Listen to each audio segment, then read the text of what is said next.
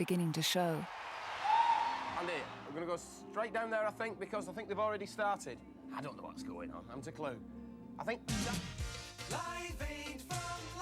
There was mad panic throughout the whole day of, what do we do now? Oh, I've no idea.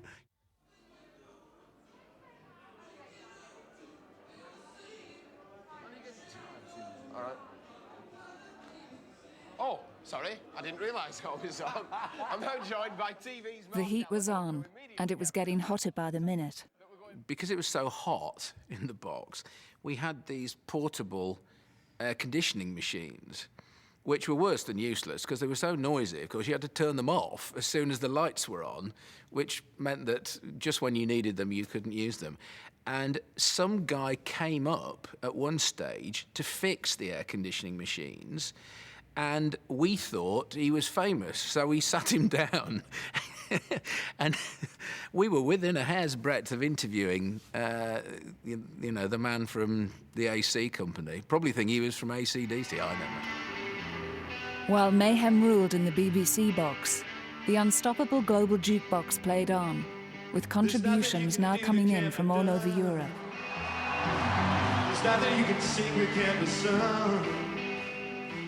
Hello, this is Vienna, Austria, a small country, but we are very happy. Hello world.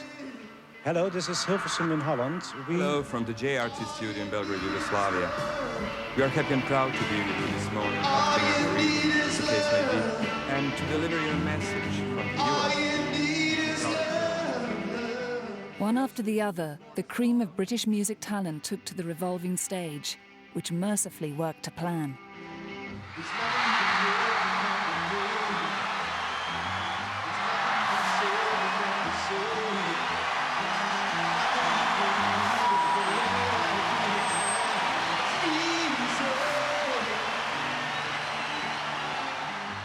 People all over the country were celebrating the day. In a farmer's field in Cheshire, 5,000 locals gathered to watch on a giant screen. We hope to raise a fair bit of money, and we hope to achieve just a feeling of actually being able to do something. We had 2 mini coaches full of pensioners, all the pensioners in the village, and my Uncle Jim. And they all rolled up, they all came, you know. So do you like the music? Some of it, not all of it. I think the whole movement's inspired everybody, just everywhere. You know, the whole world, isn't it? I mean, I've given more to charity with this one than I've ever given any time.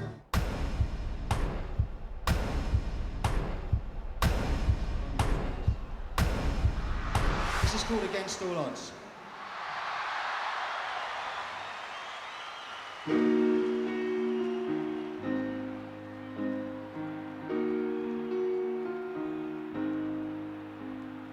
How can I just let you walk away? Just let you leave without a trace? Phil Collins was to perform live in London and Philadelphia, where rock and roll giants Led Zeppelin invited him to join their set. There was just time for a quick chat with that friend of the stars, Andy Kershaw. I did feel some unease about having to rub shoulders with and, in some cases, interview a lot of pop stars who I didn't actually detest personally, but whose music I was well known for not liking. Andy's style was to say, "Oi, you, speaking as a wanker, what do you think?"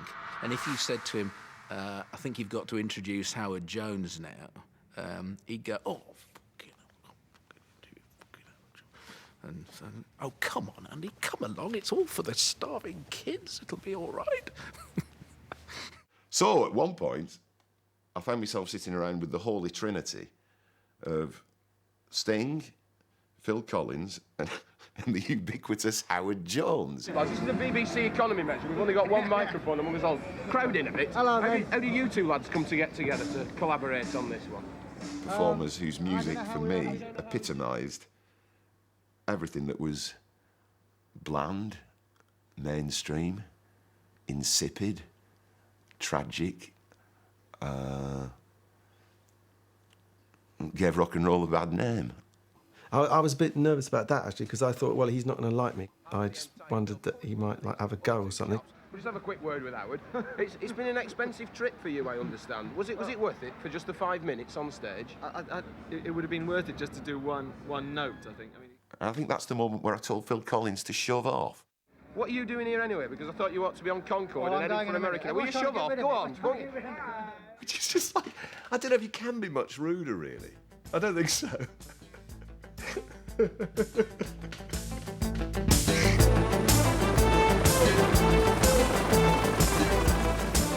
The race was on to get Collins to Heathrow in time for his transatlantic flight, courtesy of Concorde.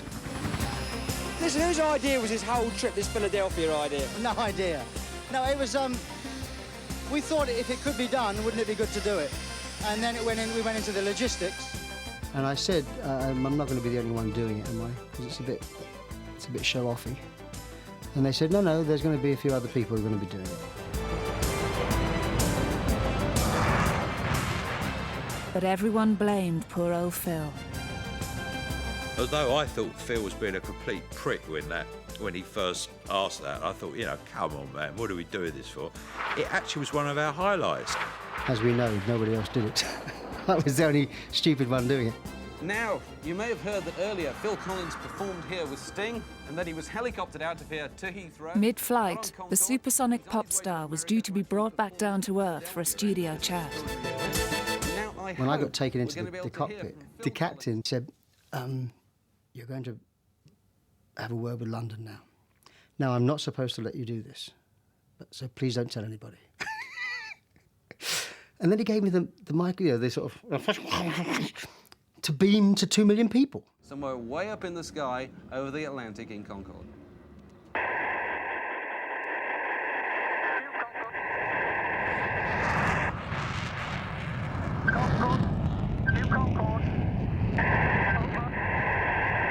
I couldn't get anything. I couldn't hear anything. They say now there's magic of electronics and engineering. We're going to talk to Phil Collins.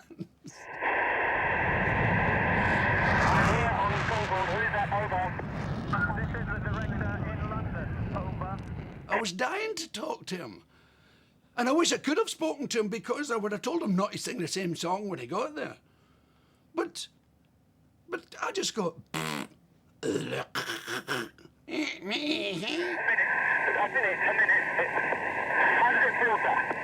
feels very nice to be here. I'm in the cockpit here with these wonderful chaps. Why have you done this, Phil? What was the idea yours, really? What do you do? It goes on and it goes on, and we're all looking at each other on the ground going, they've got to pull this in a minute, but it kept going.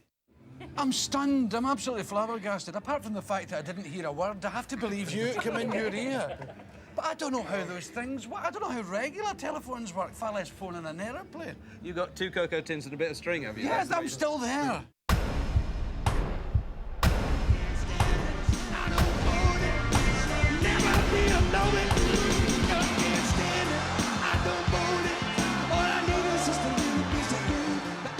Back on Earth, Philadelphia was standing by to go live at 5 o'clock in the afternoon, 12 noon East Coast time. For one performer at Wembley, it was a particularly nail-biting experience. Just coming to terms with the fact that 100,000 people were going to see us. Then Bob made it even worse because he said, America's going to go live halfway through your act. So I'm going to be on the side. When you see me appear at the side of the stage, when you're in that number, I'm going to come on. So I thought, great. So now I'm panicking because I've never played a stadium. I'm panicking because somewhere during the show, I'm going to be worldwide live. And I've got to keep one eye over this way for Bob. Wembley, will you please welcome America to Live Aid Day? Hello, America. Welcome to the world. Have a great day. Have as good a day. Over in Philadelphia, their first act, an equally nervous Bryan Adams, was waiting to play to the world. Have a good day. We were sort of standing at the side of the stage. You guys says, all right, Bryan, that gentleman over there is going to be introducing you. Just so you know, you're the first person that's going live to the UK. And so make sure you say hello to London. I said, okay. and wait for that gentleman's cue, and then you can start. I said, okay. So I looked over, and it was Jack Nicholson introducing me. Bryan Adams. In the middle of a tour, he's come here to entertain you. Hey, Philadelphia! Hello, London! Hello, world! This is the summer of '69.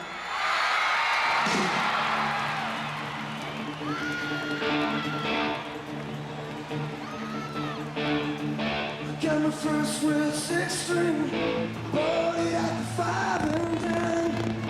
Played till my fingers bled. Was the summer of '69. Me and some guys from school had a band and tried real hard. Jimmy quit, Jody got married. Should've known we'd never get far. But when I look back now, the summer seemed to last forever. And if I had a choice. From now on, viewers across the globe could follow the action as it switched between Wembley and Philadelphia. In Britain, millions tuned in to watch the first national live TV event since the wedding of Prince Charles and Lady Di. Later in the afternoon, about tea time, I was sent back to TV Centre to do some video editing. And I was sitting in a car with all the windows open. It was such a hot day. And at no point from Wembley Stadium to Television Centre in Shepherd's Bush did we need to put a radio on. From the houses we drove past, you could just hear Live Aid. It was everywhere. And that was the moment, I think, that it's really struck me that culturally this was going to have a massive impact. And as I drove up, seeing all the windows open, it was one of those, it was like a Jubilee day. It was like a sort of big British celebration. You could hear it coming out of every window, every street you went down. So I ended up kind of staking out the television and saying, well, no one's coming near it because I'm just going to watch it right the way through. And I did. I just sat there and watched it right the way through on a brilliantly beautiful summer's day in South Wales.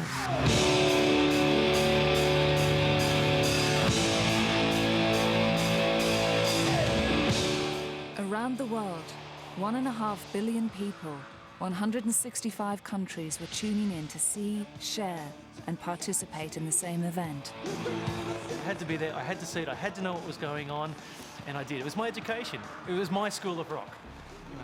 Today is something unique. We never seen westernized country before. We always heard by the radio, and is a chance to see on the television. They are involving the people. Hi, America! And they are in UK. And the American people say, hi, India!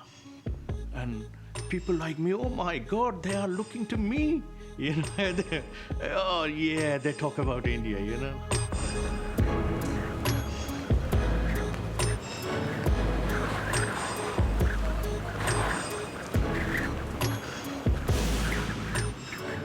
Live Aid was the first major demonstration of the potential for global satellite communications. Here the world was participating in an event. The Germans were participating, the Japanese were participating, we had the Russians, the Australians.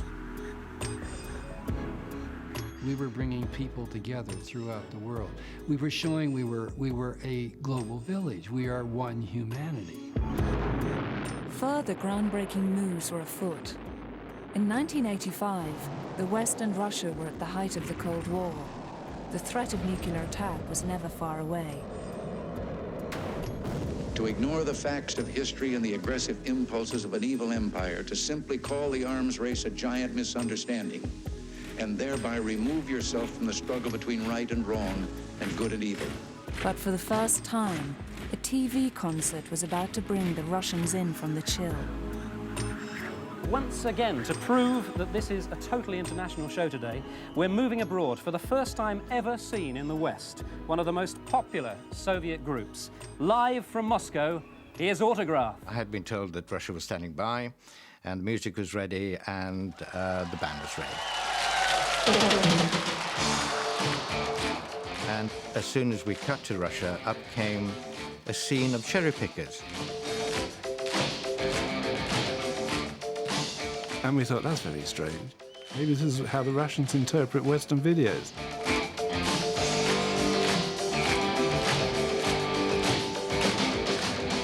You start off thinking, I expect they know what they're doing, and you know, in a minute somebody will come on and say, well, those very cherries that are being picked now are being bundled up and sent to Ethiopia.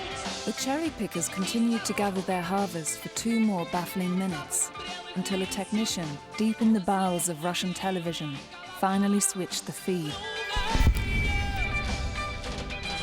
We were watching Pictures from Bulgaria, a documentary about fruit picking, and getting the sound out of Russia with the band playing. So we had this weird period of time when nobody really knew what the hell was going on. Not for the first or the last time.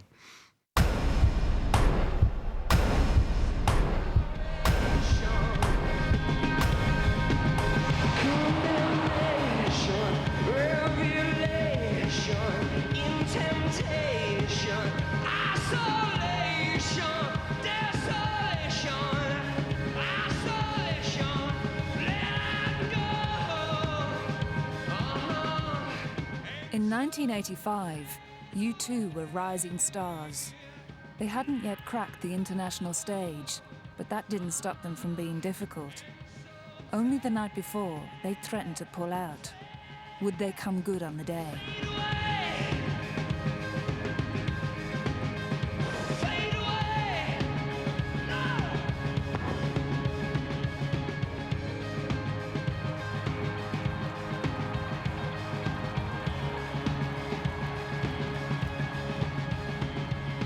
I don't like the distance between stage and crowd.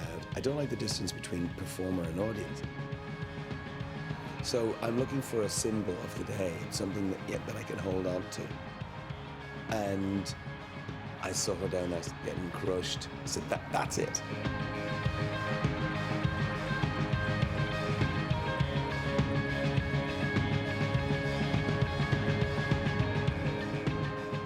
Never been good at distances. I don't think he realised that once he climbed down that there was like a 2-mile walk to get to the punters.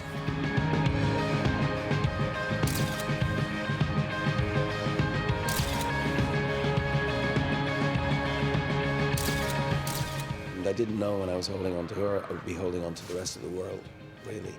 Because everyone wanted to be, everyone was shaken, is the truth. People were disturbed. They knew that this kind of wall that they had built up, that we had built up between the us and them, was coming down. Bono was lost in his own world, but the rest of the band couldn't see where he'd got to and were beginning to panic. How long can we do this for? It was like, this is on and on. It was kind of excruciating. And we didn't know whether we should stop. We didn't know where he was. We didn't know if he'd fallen.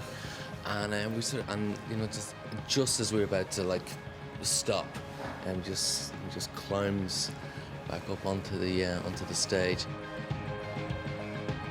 We were kind of annoyed afterwards because we felt like, you know, we'd blown an opportunity to, you know, to be great. It was our stage, and so we felt a little angry about that.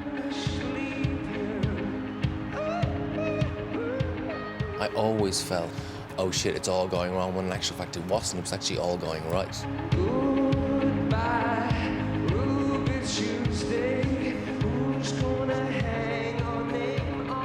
They seem to have a grandeur about them. I think Live Aid was the point at which U2 became a big stadium band. It really was the making of U2 as an international act. Ollie came from Miami, FLA. Hitchhiked all the way across the USA. She could hear the satellite coming down. Pretty soon she was in London town. Wembley Stadium and all people... Crap sound, crap haircuts, and didn't end up playing the hit Pride in the Name of Love because the singer fucked off into the crowd. Band wanted to fire me as a result, and it turned out to be one of the best days of our life. Explain that. Ask God. He probably knows. Thank you. God bless you.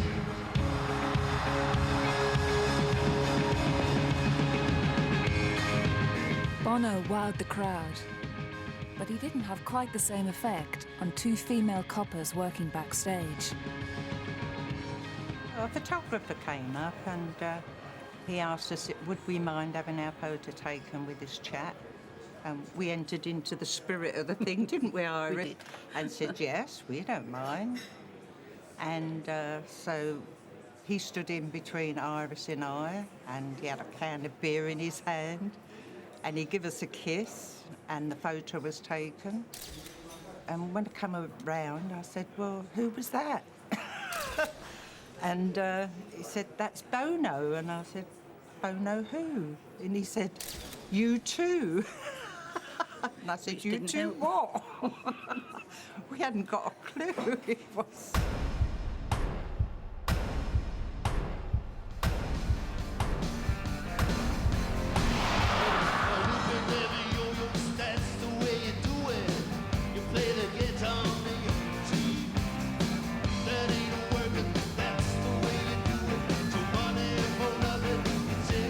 More than anyone else, Stadium supergroup Dire Straits kept their eye anxiously on the clock throughout their set. The megastars were in the middle of their sellout tour at Wembley Arena, down the road, and they had to get back there for their own gig an hour later. Now, of course, we had to go back almost immediately to do our regular performance to the 12,000 Dire Straits fans who would much rather have actually been at the Live Aid gig, but they'd already bought their tickets, so they were stuffed.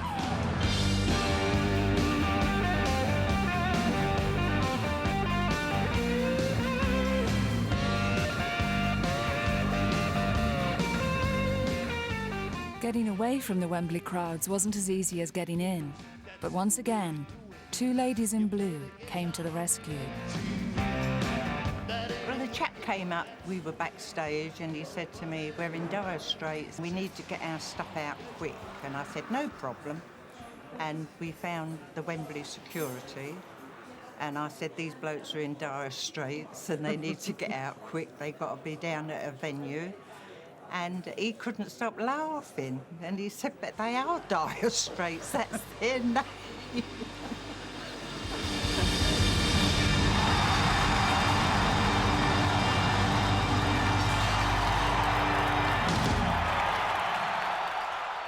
The world was watching, but the money wasn't flooding in, and Geldof was beginning to panic. I didn't dare ask, were we making any money? That's the truth. I was afraid to ask. And eventually I had to. And they said, yeah, it's going great. And I said, geez, you know, like how much? And it was pathetic. I think 1.5 million. And it was truly pathetic, and I freaked out. Bob was just fed up with the fact that we were not putting enough appeals into the programme and didn't appear to be remembering the purpose of the programme. Geldof headed for the BBC box up in the gantries, just as Queen were getting ready to go on stage. I see a little silhouette of a man. Scaramouche, Scaramouche, will you do the fandango? Thunderbolts and lightning, very, very frightening me. Galileo, Galileo, Galileo Figaro. Magnifico! I'm just a... The flamboyant rockers had been massive in the 70s, but many now thought they were past it. For Live Aid, we were bored, I think. We were quite... We'd had a fairly long career by then. And I think we were in a bit of a trough. Queen had played at Sun City in South Africa during the apartheid era. I think that anybody that has played there, I don't want to... Actually, I won't mention names. Rod Stewart and Queen and people like that have played there. They're jerks for doing it, and they were more than aware of what they were doing, and I think that they should be called out for it. And for them, subsequently to appear at Live Aid as the benefactors of Africa, struck some people as being hypocritical. It's interesting that they were the most nervous backstage. They were the most, they'd been arguing, they'd fallen out. They thought Queen didn't matter anymore. Anyway, it gives us enormous pleasure to introduce the next combo, who are Her Majesty, Queen! I do remember I think we were quite tense before we went on. Just hoping it was all going to work, you know, that the equipment wouldn't break down.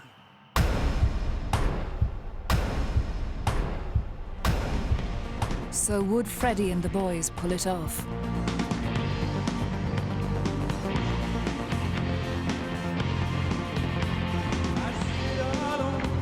And what you're like, my only friend through teenage life. Everything I had to know, I heard it on my radio.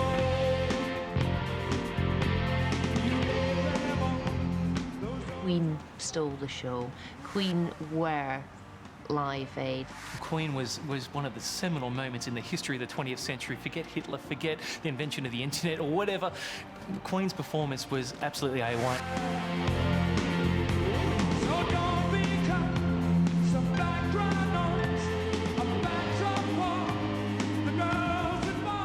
It's Queen's Day, I think. Yeah. They just stole the show. Best thing there. Fantastic. Gobshites. On his way to berate the BBC, Geldof stopped in his tracks. When I was walking along the top, and I looked out, and they started, and I saw the Radio Gaga. Just thought, this is extraordinary. Radio Goo-Goo, Radio Gaga, all we hear is Radio Gaga.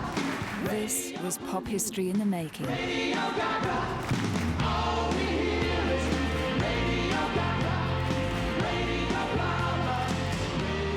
Every single person in that whole place was clapping along to Radio Gaga and singing along. I thought, fantastic. I wish we had a song like that.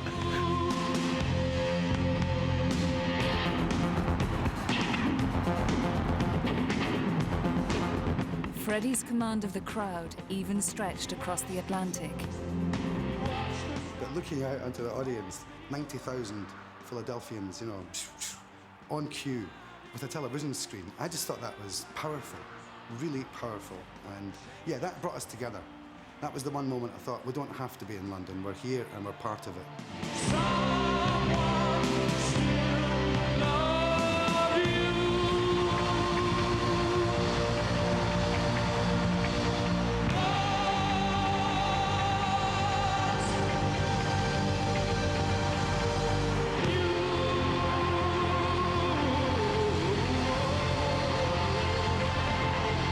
But Freddie Mercury was only just getting started.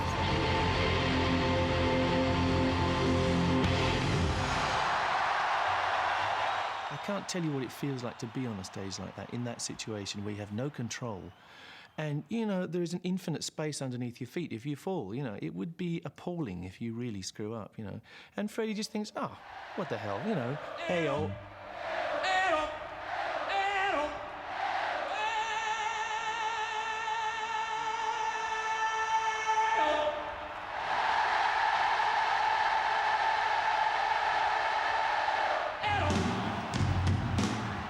They wanted the call and response. Freddie would call, they would respond.